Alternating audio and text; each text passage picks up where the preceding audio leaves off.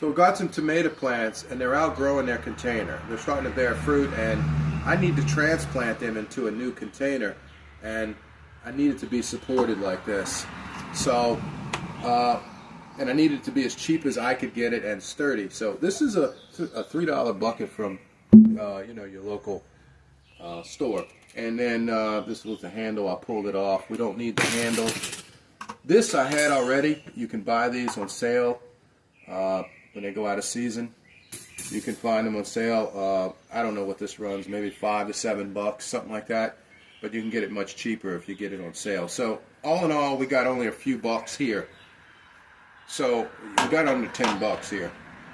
So we've got to find a way to mount this in this bucket, and I found a way that works pretty good. First, we need to bend these legs to arch out to match this bucket, so they can be taut around the bucket all the way around. To do that, we're just going to bend them all back just a little bit like this, and then we're going to hold back and bend them forward like that. So that's what we did, just like to put a little bend like that. Alright, now that we're matching, we go back into the bucket here and we mark it. Remember, it doesn't have to be perfect, so what we're going to do is we're going to put a slit on each side and then down at the bottom, and we're going to drill these.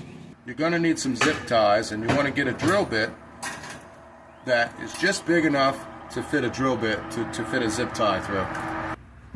Now we're going to drill our holes. We want to make sure that we leave enough in the middle right here. It doesn't have to be perfect. These lines were only a reference point, not an exact measurement. It doesn't need to be. So we'll do the same at the bottom right here.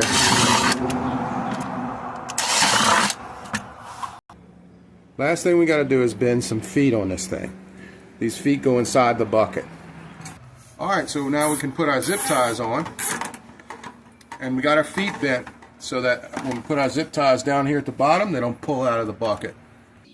Now you're thinking, how are we going to transplant a plant in here with it all zip tied up like this and permanent part of the bucket? We'll see. Watch this.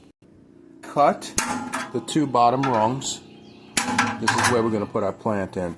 We're going to put a little bend on them so that they can go back together. See how it folds back? Look. Hooks.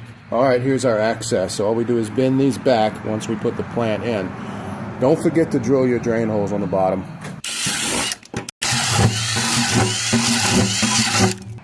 Here we go. Every one we've transplanted so far, no matter how bushy and big, was a success. And it's got plenty of room to grow and sturdy. Thanks for watching.